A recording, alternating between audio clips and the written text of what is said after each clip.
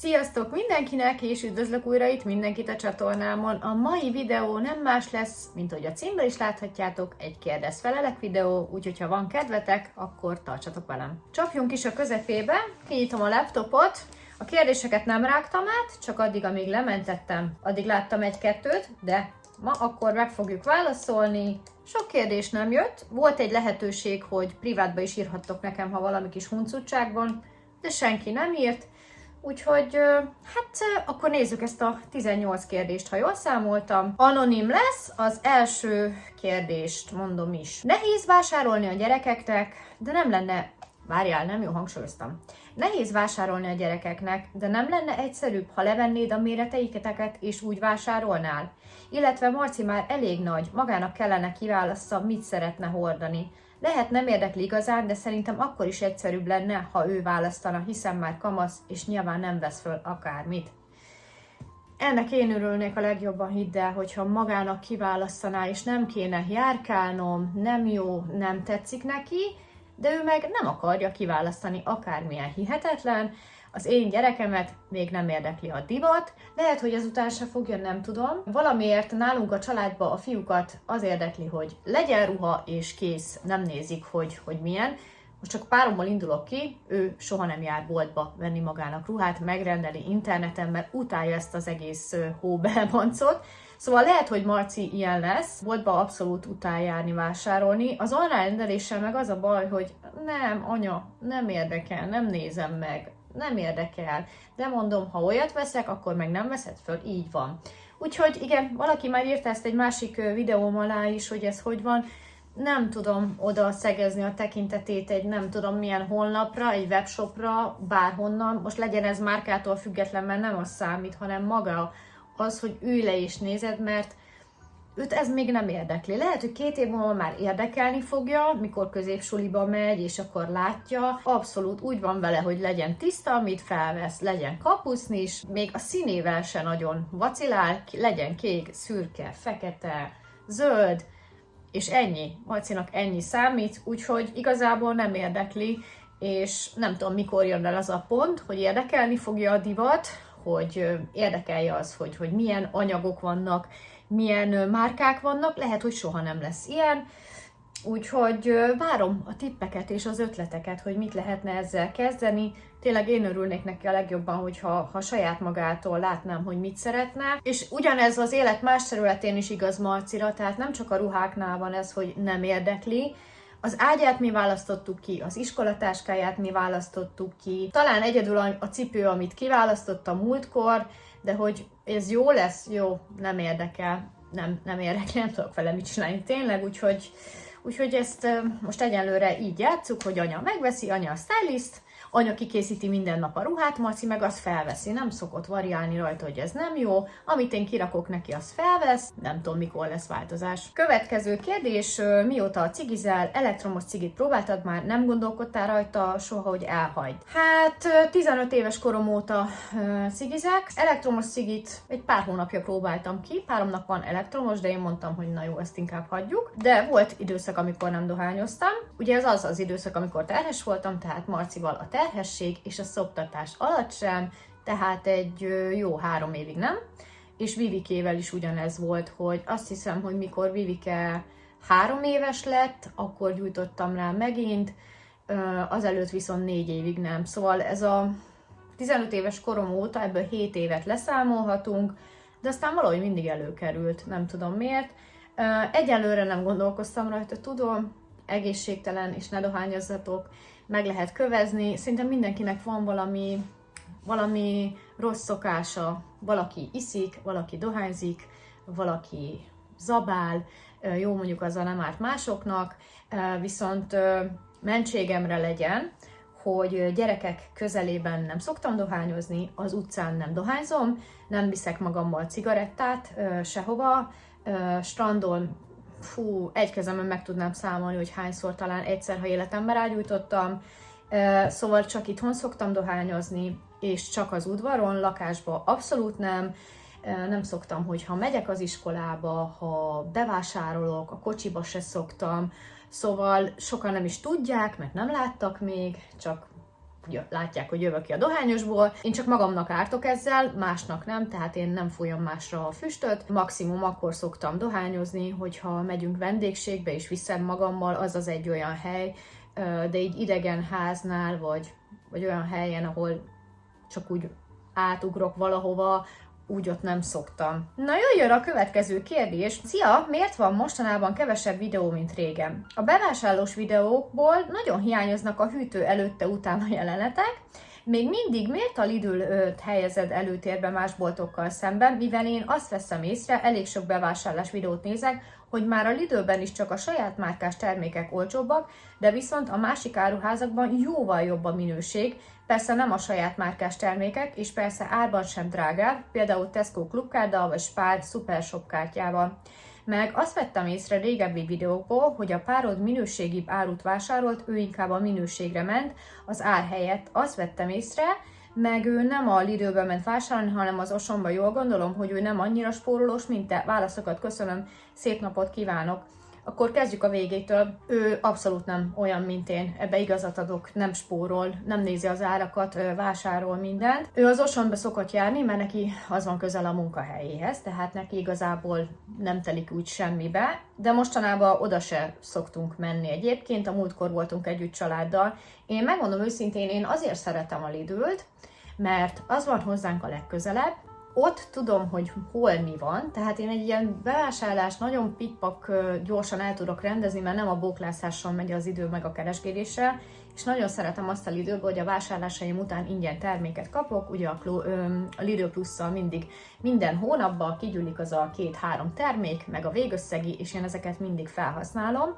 Azt is szeretem, hogy vannak külön ilyen hetek, olasz hét, francia hét, stb. Amit nem szeretek a Lidl-ben, az, hogy tömeg van, viszont általában délelőtt megyek, és hétfőtől szerdáig nincsen szerintem olyan tömeg, mint csütörtökön, vagy mondjuk hétvégén. Szeretem a Spárt is, nincs vele gondom, csak az a baj, hogyha bemegyek egy Spárba, ami itt van nálunk, nagyon szuper. Mire eljutok a kajarészleghig, addig nagyon sok olyan helyen átmegyek, amit nem is akarok megvenni, csak bemegyek, és baromi sok pénzt költök akkor, sokkal többet. Tehát nem tudom kontrollálni magam, ezért is jobban szeretek járni olyan helyekre, ahol tudom, hogy mi hol van, és csak száguldozok a kosárral. Úgyhogy ezért is szoktam oda járni, amit ismerek, ez pedig a Lidl. Az Aldiba is szoktam járni egyébként, de nekem a kínálata az sokkal gyengébb, mint a Lidlé. Tesco-ba évek óta nem járunk, mikor ide kiköltöztünk, ide jártunk a Tesco-ba, mert az egy nagy bevásárlóközpont volt, azóta már kiépült. Tesco-ban maximum tényleg csak egy évben egyszer-kétszer ruhát nézek, vagy játékot, azokat szoktam ott beszerezni, élelmiszert nagyon ritkán, nekem drága a Tesco szerintem, úgyhogy igazából ennyi erre a válaszom. Úgyhogy remélem sikerült megválaszolni, szerintem mindenkinek kialakul az évek során a kedvenc boltja, ezért ne orrolj rám, hogy én nem azt szeretem, amit te, én ezt szeretem, de egyébként vannak a YouTube-on nagyon sok anyuka vagy fiatal hölgy, aki bevásárlós videókat készít.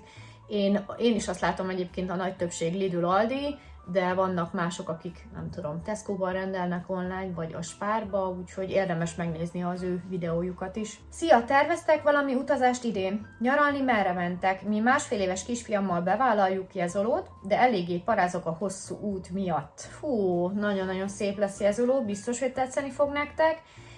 Nem tudom, honnan indultok, mivel mentek, nyilván gondolom kocsival, nem busszal, meg hogy ketten mentek csak, vagy esetleg megy valaki még, gondolom megy veled a férjed vagy a párod. Szerintem az ilyen kisgyerekeknél még egyszerűbb, sokat alszanak, nem úgy, mint egy nagynál, tehát ezek a kicsik még alszanak, néha meg megálltok, úgyhogy mi 2 évesen elrepültünk Marcival Németbe, az ég adta világon semmi gond nem volt, és ugye még fel kellett menni hajnalba Budapestre is kocsival, úgyhogy inkább mi voltunk nyűgösek nagyon. Mi felnőttek, Marci jobban bírta az utat, mint mi, főleg, hogy nekem az volt az első repülésem, de egyébként szuper volt. Igen, tervezünk utazást idén, csak belföldre, amúgy is belföld lett volna a terv, hogy hova megyünk, azt egyszer már lefixáltok, utána változtattuk, de nem fizettünk még be sehova. Van egy hely, ahova biztosan megyünk, de hogy mikor, mennyi időre és hova pontosan, azt még nem tudjuk, de mindenképpen megyünk nyaralni. Jöjjön a következő kérdés. Szia Sziru, én azt szeretném kérdezni, hogy ha valaki csatornatag és nem Magyarországról, akkor nyilván nekik nem opció a Lidl vásárlás utalvány, amit ki szoktál sorsolni. Ez esetben hogy szoktál eljárni? Engem is érdekelne igazából, mert Németországban nézlek, de csatornatag még nem vagyok. Nos, semmi probléma. Egyébként eddig még a gép, mert a gép sorsolja, nem én, nem sorsolt ki még olyat, aki írt volna, hogy ő külföldön lakik, tehát eddig mindenkinek el tudtam postázni, viszont hogyha olyat sorsolnak ki ez a sorsoló gép, ez az online dolog, akkor nyilván utalványt nem tudok küldeni, akkor azt az összeget átutalnám neki, úgyhogy hajrá, lehet bárki csatornatag. Igazából külföldre nyilván nem tudok ilyet küldeni, meg nincs is értelme, ott annak az összegét ki fogom fizetni a nyertesnek. Következő kérdés. Szia, szerettem régen a vlogokat, mostanában nagyon ritkán van. Gondolkodtál azon, hogy heti rendszerességgel visszahozd? A takarítós videókat is szerettem, motiváló. Ha a körmödet te csinálod magadnak, arról is lehetne videó. Szereted-e még a tartalomgyártást? Megvan még az a kezdeti lelkesedés, ami volt? Vagy 10x év után mi az, ami még motivál? Tehát nagyon megváltozott itt már a világ. Nagyon meggondolom, hogy mit mutatok, hogy a háznak melyik részében videózok. Egy vlognál azért látszódik az egész ház, látszódnak a szobák. Volt takarítós videó is, és sokan meg is nézték, de én leszedtem. Egyrésztről azért, mert minden látszik benne. Látszik a gyerekeknek a szobája, tényleg minden látszik. Az más dolog, hogy belekötöttek a takarításba, az érdekel a legkevésbé. Szoktam takarítani, most is takarítottam, jöttek a vendégek, csináltam tavaszi nagy takarítást, de hogy én már ezt felvegyem videóra, azzal én már nem foglalkozok. Tehát nagyon sok takarítós videó van, vannak, akik erre vannak ráállva a csatornájukra, szerintem bőséges tartalom van. Én nem akarok ebbe beleállni, ebbe a takarítós dologba. Őszinte leszek, annyira nem is szeretek takarítani, de mivel muszáj, megcsinálom. Viszont, hogyha ráveszem magamat ezekre a nagy takarításokra, mert nyilván én minden nap felmosok, felporszívózok, mosogatógép, mennek a gépek, szellőztetek, kiviszem a szemetet, tehát most nem az ilyen általánosról mondom, hanem az az igazi nagy takarítás, amikor felmászok nem tudom hova, szekrény tetejére és portörlök, tehát hogy még én azzal foglalkozzak, hogy még a kamerát beállítgassam, hogy most akkor letörlöm a polt, előbb beállítom a kamerát, és akkor letörlöm a polt. Tehát ez nagyon időigényes is. Szerintem az én nézőim nem is ezért vannak itt, hogy takarítós videókat nézzenek, úgyhogy semmiképpen nem lesz takarítós videó. Körmöm, na hát én csinálom magamnak a körmömet, vannak vele hibák, hiszen még csak másodjára csinálom, szóval én oktatni senkit nem szeretnék olyanra, amihez nem értek. Tehát ez most kb. Olyan, hogy van egy valaki, aki manikűrös, körmös, és évek óta csinálja, biztos vannak fent ilyen videók, úgyhogy lehet nézegetni. Én csak olyatról szeretek mesélni, vagy megmutatni, amiben azt érzem, hogy jó vagyok. Ebben nem vagyok jó. Nagyon gyenge vagyok még. 2-szer csináltam, nagyon sokat kell tanulnom, utána olvasnom, eszközöket beszereznem, és én is kértem tanácsot nézőtől, néztem videókat is, úgyhogy az alapján próbálom magamat fejleszteni. Úgyhogy igen, ha csak nem egyszer annyira megtanulom ezt a körmözést, de ahhoz több év kell, hogy előmerjek állni egy videóval. Ez kb. Olyan, mint hogy 10-valahány éves ütök pizzát. Tényleg a pizza készítés volt az első, amit elsajátítottam, és most látom a különbséget, hogy nézett ki a pizzám, mikor 22 évesen sütöttem egyet, meg most ég és föld, de ahhoz el kellett telni nagyon sok időnek, hogy én megmerjek csinálni egy pizzás videót, amikor tudom, hogy rengeteg pizzamester van ebbe az országba, én meg ugye nem vagyok az, de mégis háziasszonyként hogy lehet kihozni egy egyszerű finom pizzát, ami majdnem úgy néz ki, mint amit egy nápolyi pizzériába csinálnak. És érzem magamban azt, hogy igen, nekem az jól sikerül, meg finom, ezért meg is mertem mutatni, de a körömnél én abszolút nem érzem ezt. Szeretem még a tartalomgyártást, persze, kezdeti lelkesedés. Hát nyilván nem annyira vagyok már lelkes, mint az elején, mert az elején még csak a jó jön, a csillámpóni, a csillámpor, Aztán idővel persze betalálnak a trollok, jönnek a negatívak. Szerencsére mostanában azért lekopóban vannak, aki olyan, az úgyis tiltva van. Aki van egy kis pikkelődés, mindig itt van, mindig mond valamit, azt hagyom, jól van. Amíg nem lépte át azt a szintet, maradhat. Mondjuk ezek se veszik el a kedvemet. Az motivál engem, hogy én látom, hogy itt a környékünkön mekkora munkanélküliség van, milyen szegények az emberek, milyen keveset keresnek. Tehát én mindig azt súlykolom magamba, hogy én miért panaszkodom. Nem is panaszkodom egyébként. Tehát, hogy én azt csinálom, amit szeretek. Akkor csinálom, amikor akarom, és még pénzt is keresek a hobbimba. Szerintem ez az, ami motivál engem. Tehát, hogy én ezt nekem csinálnom kell, mert ebbe érzem jól magamat, és ettől sokkal rosszabb élethelyzetem is lehetne. Úgyhogy ez szokott minden napban motiválni. Nekem is vannak olyan napok, például a tegnapi nap, hogy azt mondtam, hogy nagyon, és semmilyen videót nem veszek ma fel, nem vagyok videó kompatibilis, más dolgot csinálok, mással szeretnék foglalkozni, viszont tudtam, hogy ma ez a nap, ez a videózásról fog szólni. Nekem is vannak napok, amikor nincs kedvem, vagy rossz a kedvem, vagy valami más jár az agyamba, és akkor aztán totál nincs kedvem videózni. Úgyhogy a kezdeti lelkesedés az már alább hagyott egyértelműen, de még mindig megvan, tehát még mindig megvan, még mindig szeretem csinálni, úgyhogy ez a válaszom rá. És még jött egy kérdés, ezt felolvasom. Szia Szilu, mikor lesz videó a Tefal Opti Grillben sütésről? Kíváncsi vagyok a véleményedre, milyenek a különböző típusú húsok, állaga, stb. Köszönöm. Valaki írta, hogy már volt ilyen videó, és írja a kommentelő, hogy nem látta, fent van, ahol kipróbálom, írják neki. Igen, tehát már volt róla videó, de egyébként bármi ilyen videót kerestek, beírjátok a Szilunál, a Szilu csatornánál a keresőbe, hogy Tefal, ki fogja dobni, mert ilyen kulcsszavakra van listázva, úgyhogy ott megtalálod. Jöjjön a következő kérdés. Sok ember 40 évesen döbben rá, hogy nem elégedett az életével. Te mit érzel ezzel kapcsolatban? Elértél mindent, amit szerettél volna? Boldog vagy, de őszintén hiányzik még valami az életedből? Mik a terveid a jövőben, ha nem titok? Kezdjük a végével. Közeli tervek, kocsivásárlás, nyaralás, gyerekek táboroztatása. Ez egyelőre a közeli terv. A jövőben, vannak olyan tervek, hogy inkább nem mondom. Tehát nyilván én is szoktam álmodozni, hogy milyen jó lenne felkelni egy tengerparti kis házikóban, és kiülni, és ott írni egy könyvet, meg tudjátok, ilyen abszurd álmok. Úgyhogy ilyenen is szoktam néha így ábrándozni, mert én ezt csak ábrándozásnak hívom. Hogy boldog vagyok-e? Vannak napok, amikor nem vagyok boldog, viszont vannak olyan napok, amikor nagyon is boldog vagyok. Ez ilyen hullámzónak mondanám. Nagyon hangulatember vagyok egyébként, tehát ha bal lábbal kelek föl, akkor az egész napom egy kuka lesz, és én is egy kuka vagyok, és ki is ül magamra, ki is ül a videózásomra, és mindenemre, akkor inkább nem is szoktam videózni.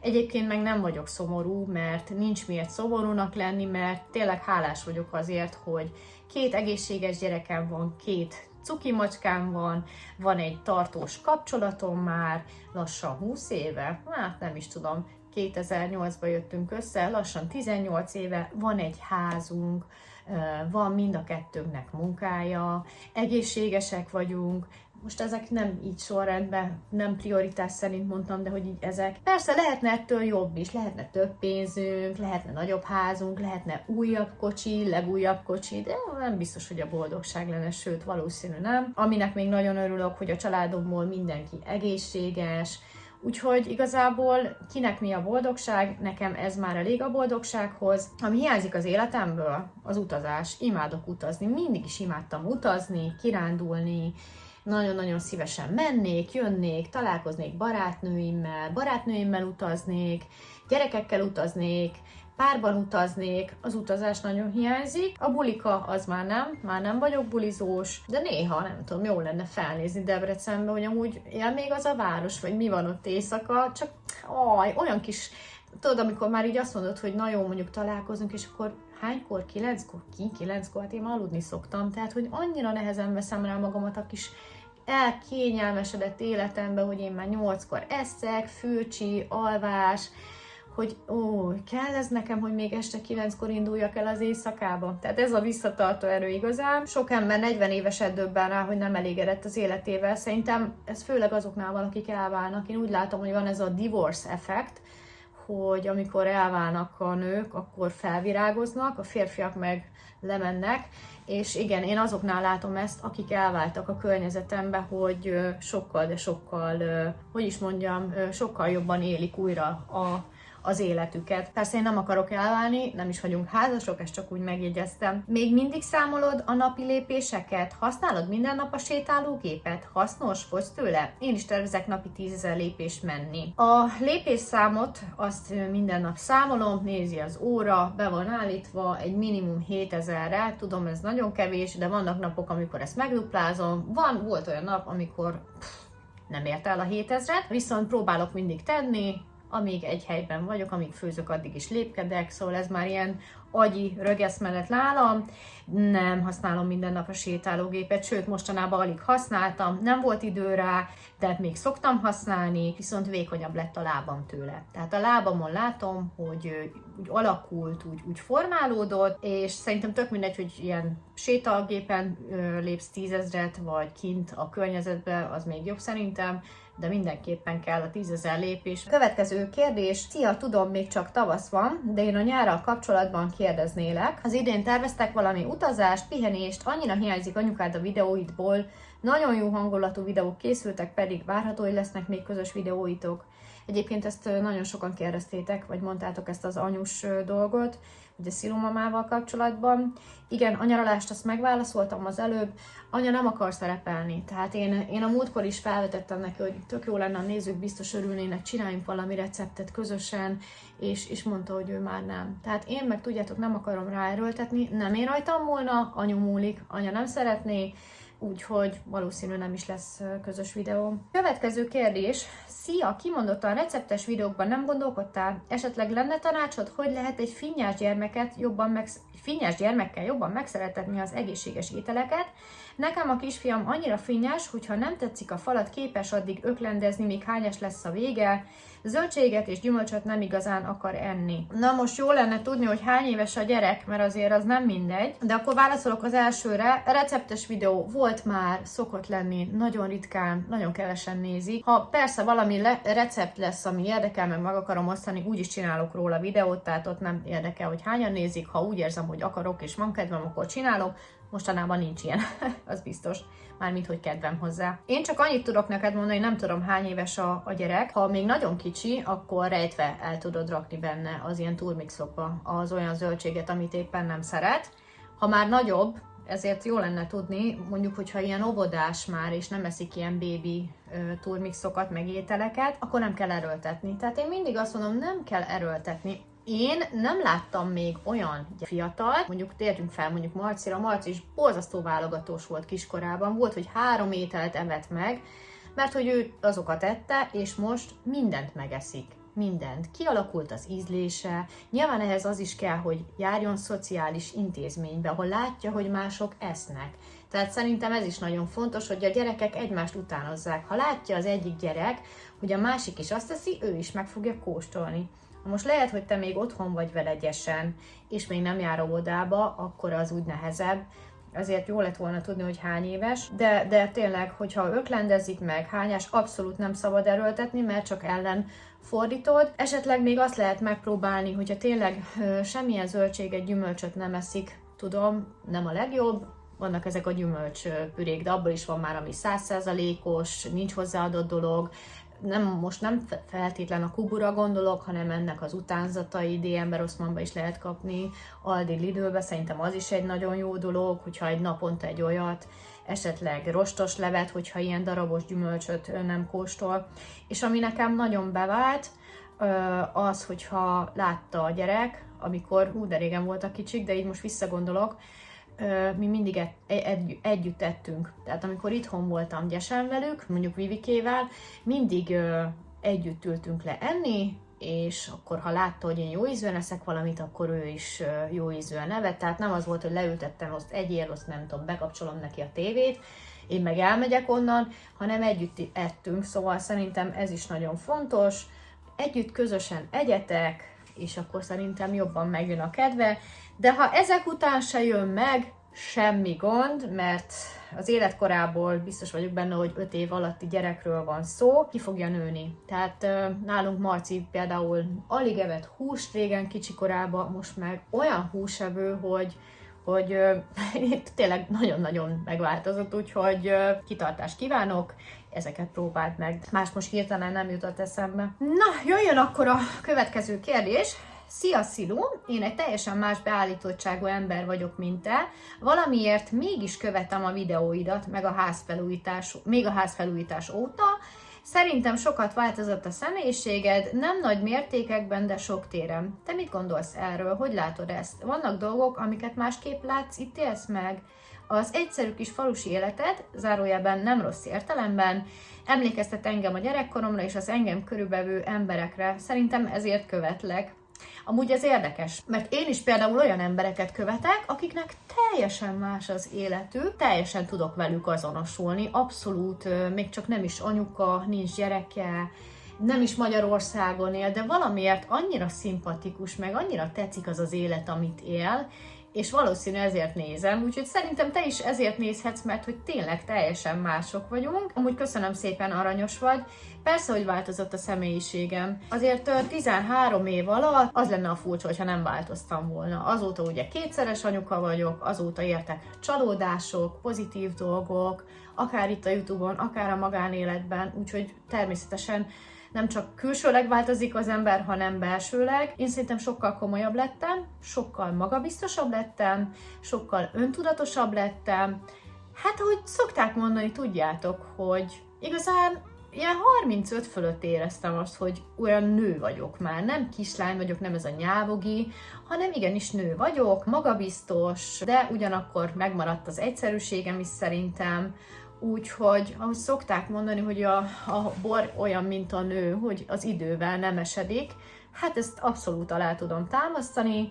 Szerintem most vagyok a nőiességemnek hát ha nem is a csúcsán, de közeledek afelé, tehát hogy a régi Szilvi az egy ilyen nagyon kis, csendes, szófogadó, alázatos volt, megmozdult valami, de a mostani pedig úgy hisz magában, meg szereti magát, szóval szerintem ez is változott egyébként. Persze sok dolgot másképpen látok. Igen, nyilván ez szerintem a korral jár, szerintem mindenki másképp látja így a dolgokat már.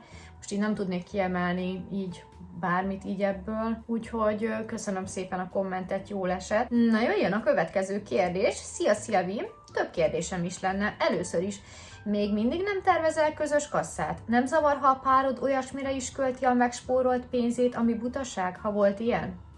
Na akkor, itt álljunk meg, mert úgy látom hosszú lesz. Mi már nagyon régen közös kasszán vagyunk, egészen pontosan tavaly június óta, tavaly nyár óta közös kasszán vagyunk.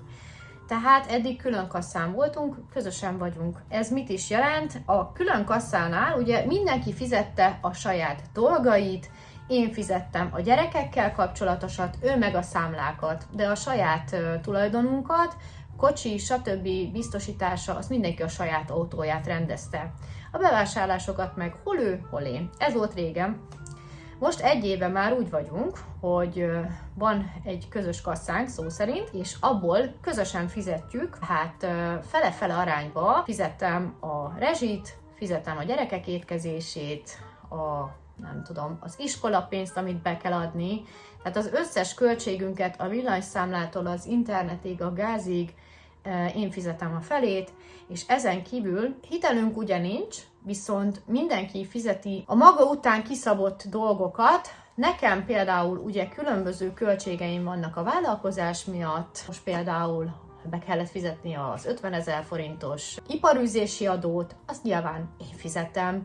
vagy ugye minden hónapban fizetem a könyvelőt, azt én fizetem, minden hónapban fizetek zenét a videók alá, bár azt most megcsináltam úgy, mert nagyon drága volt a zene, tehát aki összeadja valaki 12 hónap alatt több mint 100 000 a zene az, hogy legyen a YouTube videók alatt zene. Én ezt tavaly decemberben befizettem egybe, és így 70 000 forintba került, tehát idén ezzel nem kell bajlódnom, mert így akkor olcsóbb volt. De például mondhatnám azt, hogy van a képszerkesztő, az is havonta 3500, vagy a Netflix, azt mondjuk pont én fizetem, ő a Disney-t, de igazából mindent közösen fizetünk, és amit még én egyedül fizetek, ezen felül azok az ilyen szépségápolásos dolgok, tehát hogyha én most elmegyek a Rossmannba, vagy mondjuk a Színszébe veszek magamnak ruhákat, azokat én fizetem, vagy a vitaminokat, amit veszek, vagy a hajamra való dolgot én fizetem.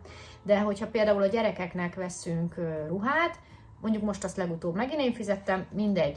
Például párom rendelt az IKEA-ban Marcinak, azt ő fizette, tehát nem ragaszkodunk annyira ahhoz, hogy na jó, most te beraktál a közösbe ennyit, meg én is, igen, egyformán rakunk be, egyenlő arányban, viszont hogyha valaki mondjuk az egyik gyereknek vesz valamit, akkor a másik is a másiknak. Tehát ezt így szoktuk, de minden közös, ugyanannyival szállunk be, én ugyanannyit fizetek, mint a párom, ebből szoktunk közösen vásárolni, tehát ez minden közös pénz. Biztos kérdezitek, hogy hát de hogy feladtam azt, hogy egyedül fizessek mindent, meg hogy ne legyen közös kassa, mert őszintén mondom, sokkal többet költöttem akkor, mint most. Nem volt igazságos, nem volt fair az, hogy én nagyon sokat hagytam ott a boltba, vagy akárhol, úgyhogy most már közösen fizetjük, viszont így a számlákba én is beleszálltam, nyilván téli hónapokban sokkal több a rezsi, nyáron kevesebb, úgyhogy ennyi. Nyaralást is közösen fizetjük, tehát már tavaly is közösen fizettük, ami azt jelenti, hogy a közös pénzünkből, amiben mindenki ugyanannyit rakott bele, abból mentünk nyaralni, vagy a gyerekek táboroztatása, tehát minden meg van osztva. Ez annyiból jó, hogy akkor nem azt hallgatjuk, hogy az egyik többet fizetett, a másik meg kevesebbet, hanem teljesen egyformán vagyunk benne anyagilag. És engem az nem zavar, hogyha ő ezen felül magának vesz valamit, mert az az ő pénze, hogyha ő egy butaságra költ, hát szokott. De én is szoktam hülyeségeket, tehát a 6. hajvitamint nyilván azt magamnak finanszírozom, de hogy ő meg szokott, nem tudom, PlayStation előfizetést venni, az már az ő pénze. Tehát, hogy azon közösen kívül, hogy bárki mit vesz magának, hogy ő most vesz valamit, hát ő azért dolgozott. Tehát most én is azért dolgozok, hogy én meg tudjam venni magamnak a kencéimet, vagy nem tudom, parfümöt, vagy rúst. Tehát nem várhatom el azt tőle, hogy az összes pénzét rakja a közösbe, mint hogy én se fogom az összes pénzemet, de azért ne csak azért dolgozzak már, hogy együnk meg számla, tehát legyen már nekem is egy kis örömforrásom, mindenkinek más az örömforrása, én rengeteget költök hajaszcuccokra, ez tény és való, nekem ez a mániám le, ő pedig más hülyeségre szórja el, amíg van a közösbe, és mindenki berakja egyformán, addig felőlem a maradékot arra költi, amire akarja, úgyhogy igazából ő is szokta mondani, hogy no, megint hanyadik vitamint veszed, ez van, ez ilyen. Na hát ezt most nagyon hosszan válaszoltam meg, de folytatom, mert írtál még egy pár kérdést. Anyukáddal közös videó sosem lesz már? Olyan jókat főztetek régen, például gólyaleves, mindig jókat nevettetek. Anya már nem akar. Nem tudom, hogy miért, ő megszüntette a csatornáját is, ezt mondtam is, hogy én szerettem volna még közös videót, egyelőre nem hajlik rá, én meg nem akarom erőltetni. Idén is lesz Kiskert Project, legalábbis külön videó róla lesz, de hogy itt hétvégén 9 fok lesz, tehát én még ilyen hidegben biztos nem állok neki semminek. Nem nagy kert project lesz, paradicsom lesz, meg hagyma, meg talán egy kis eper, de hogy semmi extra nem lesz. Úgyhogy igen, lehet, hogy majd egy külön videó, ha nem is, de egy vlogban benne lesz.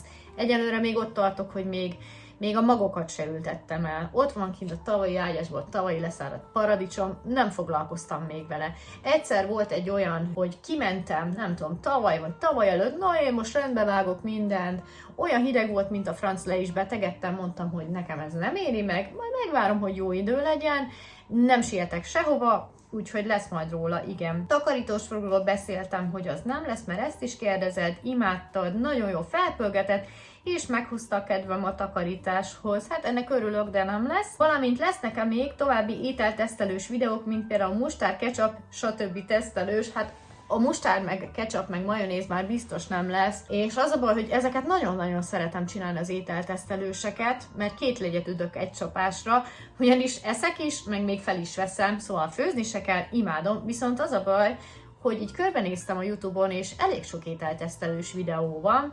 Például Sallai Márk szinte már az összes létező kész ételt tesztelte, Spár, Penny, Aldi, stb. Szóval nagyon nehéz már itt újat mutatni, biztosan lesz majd még azért ilyen ételtesztelős. Köszönöm, ha válaszolsz, és sok erőt kívánok a továbbiakban, hogy a sok kötekedős ember, aki beszólogat, ne vegye el a kedved a videózástól, nagy ölelés. Köszönöm szépen! Nézzük a következő kérdést. Szia, én annyira hiányolom anyukádat, régebben mindig volt valami sütős-főző vidikben egy kicsit, igen. Hát, ezt már megválaszoltam fentébb, ez van. Szia, érdekelne, hogy más tematikájú videók mikor lesznek kilátásban. Nem rosszak a mostaniak sem, de szerintem néha kellenek újdonságok, ugyanis idővel unalmas lesz folyton ugyanazt látni, meg szerintem neked is jót tenne, ha valami újdonságot készíthetnél, más irányba is menne a csatorna. És erre írt valaki még egy kommentet, hogy a vlogok a legjobbak, régen heti rendszerességgel csinálta, nagyon hiányoznak. Rengeteg vlog volt már a csatornán, és tényleg az, hogy itthon vagyok, ugyanazokat tudom nektek megmutatni.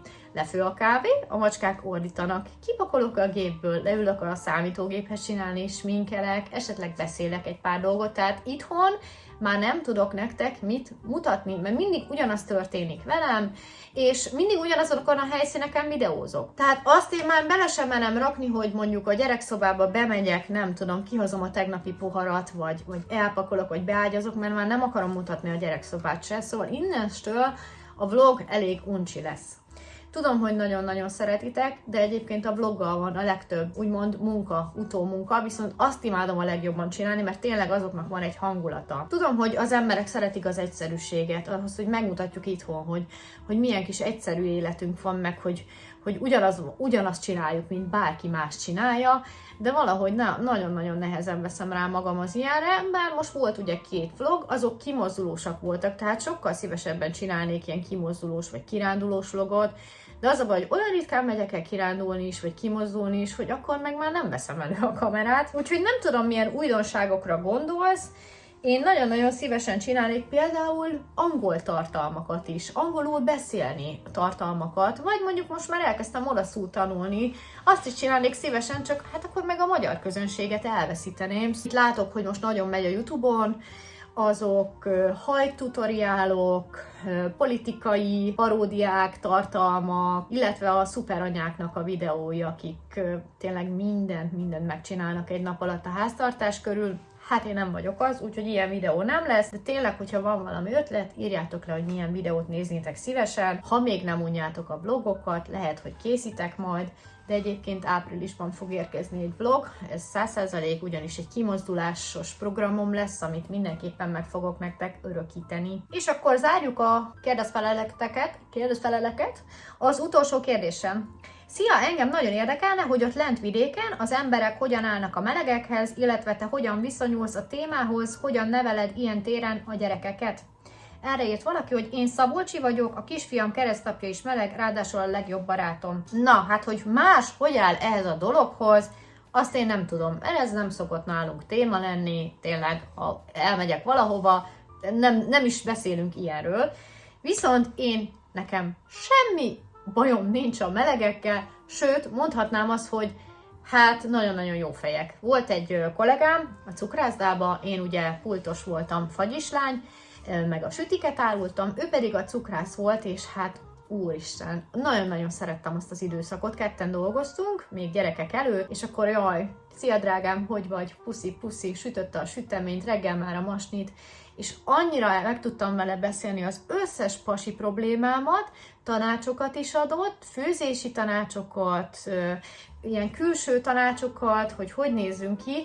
Szóval nem tudom, a melegekben mindig van valami olyan különleges képesség, hogy annyira jók az ilyen szépészeti szakmákban, én azt látom, például a fodrászatban, az ilyen designer cuccokban, kozmetikusként vagy sminkesként. Nekem az ég adta világon semmi bajom nincs azzal, hogy valaki a másik nemhez vonzódik. Tehát tényleg abszolút én teljesen elfogadó vagyok ebben, mondom. Egyébként baráti körben is volt, akiről tudtuk, hogy ő az, soha nem piszkálta senki, tudtuk, hogy ő nem a lányokhoz vonzódik, de nagyon-nagyon jó fej volt, úgyhogy abszolút nem gondolom, hogy ez problémát kéne jelenteni a mai világban, hogy valaki meleg. Bár én ugye nem vagyok vallásos, de én inkább azt vettem észre, hogy a vallásosok körében az, ami ez egy elfogadhatatlan dolog. Egyébként régen is voltak melegek, csak úgy megsugom, sőt, mindig is voltak, még a középkorban, az ókorban is, úgyhogy szerintem nincs ezzel semmi gond. A gyerekek tudják, hogy mi az, hogy meleg valaki, és én mindig is úgy neveltem őket, hogy senkit nem bántunk, most független attól, hogy most ez a meleg téma van, nem bántunk azért, mert ő ilyen, mert ő szemüveges, mert ő nem tudom, bármiért, akár azért, hogy meleg. Nyilván egyszer előjönnek ezek a kérdések. Vivike annyit tud, hogy vannak olyanok, akik a saját nemükhöz vonzódnak, mert neki is feltűnt, például ő szokott nézni ugye YouTube shortsot, és akkor feldobta egy magyar youtuber videóját, és Vivike megkérdezte tőlem, hogy anya, ő lány vagy fiú? Nyilván a gyerek is észreveszi, hogy valami más itt, és mondtam, hogy fiú, és kérdezte, hogy miért viselkedik olyan furcsán, mondom, nem viselkedik furcsán, neki ilyen a stílusa, de mondom, ő egyébként a fiúkat szereti. És akkor mondta, hogy létezik ilyen, mondom, persze, mondom, hát ő így született, ez van, el kell fogadni. Tehát Vivikének kb. így ennyit mondtam erről a témáról, mert ő még kisebb. Marci, ő pedig ugye már az iskolában ez nagyon sokat előkerült, ez a téma. És akkor itt a végén még azt is elmondom, hogy például én ugye nyilván a férfiakhoz vonzódom, de mondjuk, hogyha lenne a családban olyan, aki a saját neméhez vonzódik, nekünk ilyen nincs a családban, de mondjuk, hogyha az én egyik gyerekemről kiderült volna, hogy a saját neméhez vonzódik, én ugyanúgy támogatnám, én ugyanúgy szeretném, nekem ugyanúgy a gyerekem lenne, semmit nem változtatna a viszonyunkon, tehát én azt gondolom, hogy ezt el kell fogadni, akinek meg nem tetszik, az ne foglalkozzon vele, de ne szapulja azért a másikat, mert hogy ő ilyen. Hát remélem, hogy kielégítők voltak ezek a válaszok nektek, hogyha igen, akkor dobjatok egy lájkot, és ha nem tettétek még, akkor iratkozzatok fel a csatornámra. Hú, de sokat beszéltem, szerintem hosszú lett ez a videó, szerintem minden kérdést megválaszoltam, próbáltam rögtönözni, de nem össze-vissza beszélni, úgyhogy találkozunk egy következő videóban. Legyen szép napotok, sziasztok!